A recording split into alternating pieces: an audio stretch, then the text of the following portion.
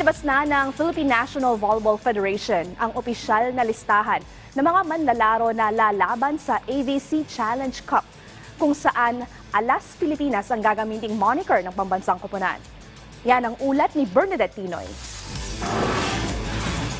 Formal nang inanunsyo ng Philippine National Volleyball Federation o PNVF ang listahan ng mga manlalaro na kakatawan sa Alas Pilipinas ang opisyal na moniker ng pambansang koponan para sa nalalapit na AVC Challenge Cup for Women ngayong buwan ng Mayo.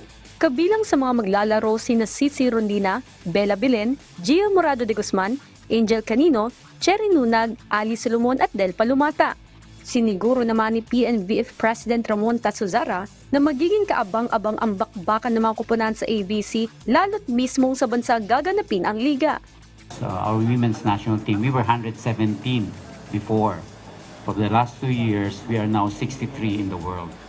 And I hope with us participating more competition, we can go up to maybe the top 30. Ang men's naman natin, 117 before, last 2 years, but now we're already 57.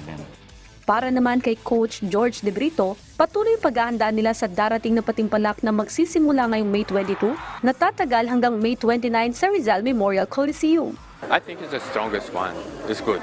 Okay, you have it's a mix between the UAP players, some good guys and also new from the PVL.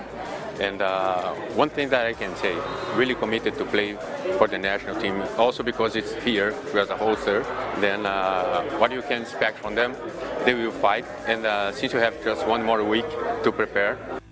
Samantala, inilabas na rin ng PNVF ang opisyal na listahan ng national team members na sasabak sa AVC Challenge Cup for Men ngayong June 2 hanggang June 9 sa Isa Town, Bahrain.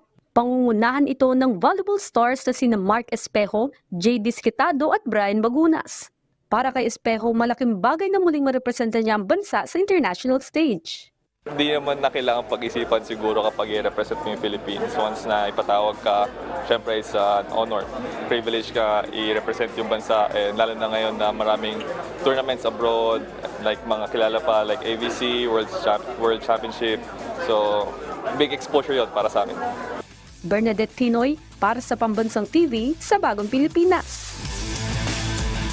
At yan ang latest sa mundo ng palakasan. Ako si Sheila Salaysay ng inyong Pambansang TV para sa Bagong Pilipinas.